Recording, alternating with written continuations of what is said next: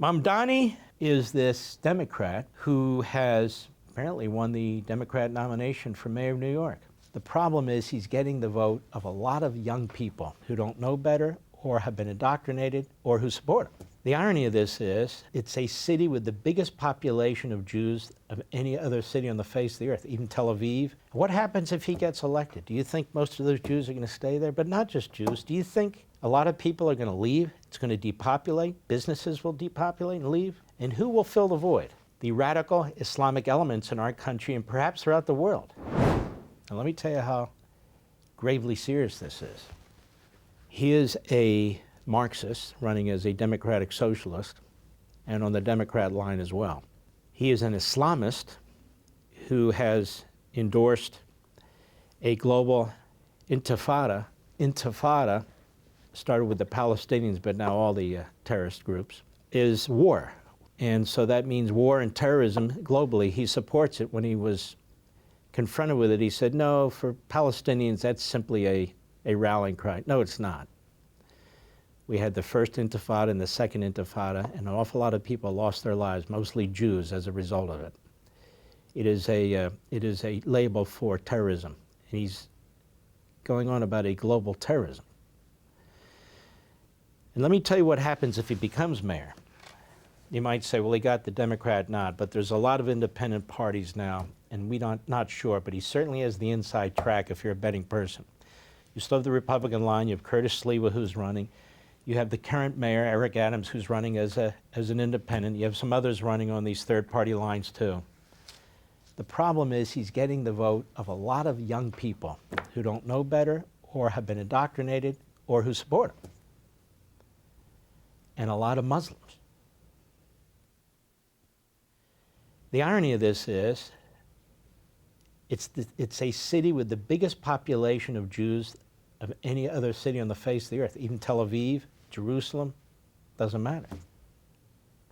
What happens if he gets elected? Do you think most of those Jews are going to stay there? But not just Jews. Do you think a lot of people are going to leave? It's going to depopulate. Businesses will depopulate and leave. And who will fill the void? The radical Islamic elements in our country and perhaps throughout the world. They'll now find New York City to be a draw. Now think about this. Our biggest city, our greatest city. Look, I'm a Philadelphian, it is what it is. Our greatest city, our biggest financial center, by a Marxist Islamist. I want you to listen to this guy. I want you to look at this guy. They've got him all polished up. He's 33 years old. You know, he's got a suit on. He knows how to say, you know, how to dance the dance. But I want you to listen to him. Go. I was somebody who began my journey in organizing and in politics by co-founding my school's first Students for Justice in Palestine. There you go. Students for Justice in Palestine is a Hamas front group. All this violence, all this stuff going on in our colleges and universities. He founded it, the version at his school. Look at this guy.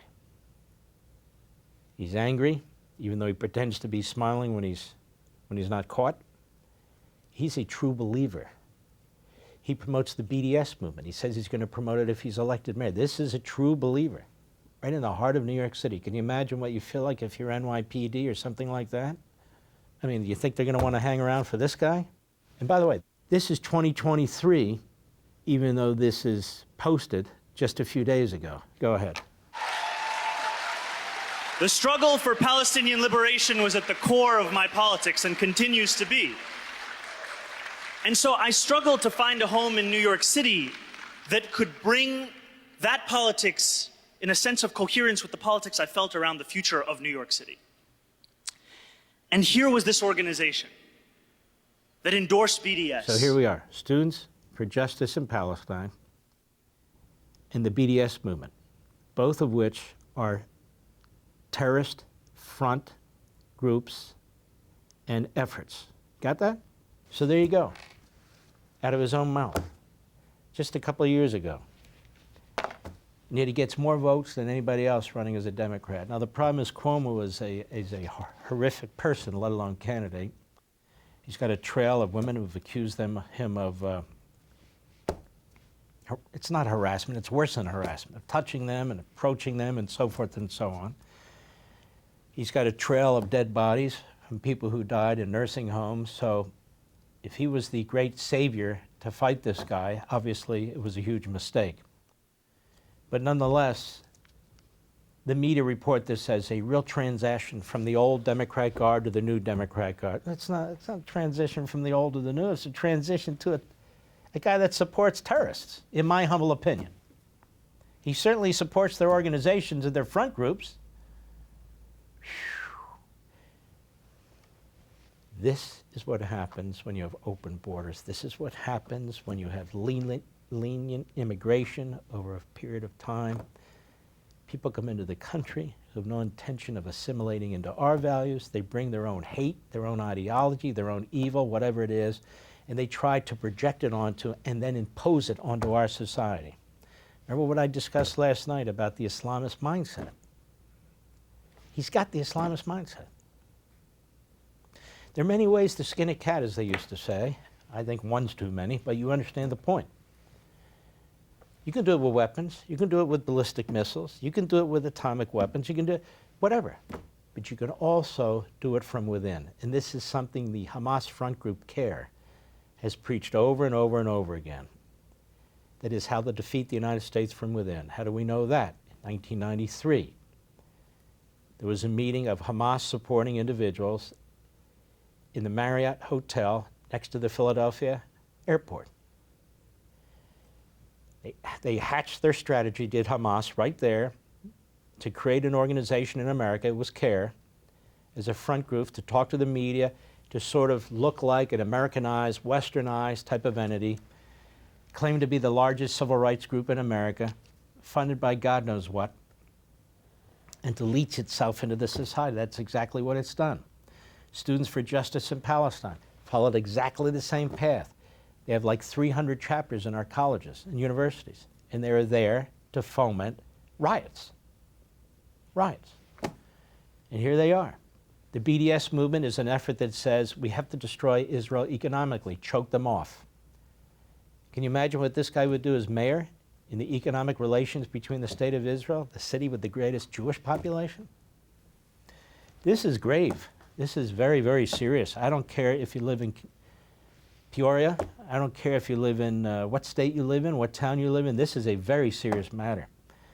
And I fear this is catching on. When you look at England today, they have Muslim mayors, starting with London.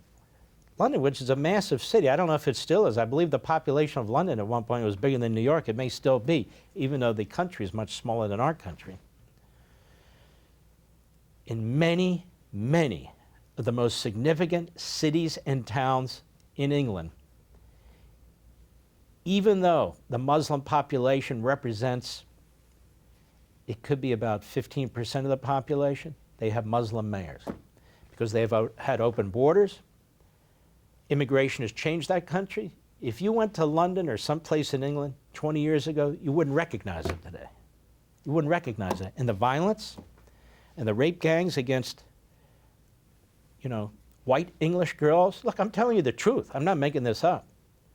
Mostly by Pakistani men. Is disgusting. It's sick. It's a big scandal over there. It's a big scandal over there. You also see it in other parts of Europe that's taking place here when you had these weak left-wing governments, just as we had a weak left-wing government. And it changes the entire culture, demographics, and nature of a country, as it is New York City and as it is so much of our country, because this element has a big say in the Democrat Party now. For all this and much more, sign up for Levin TV.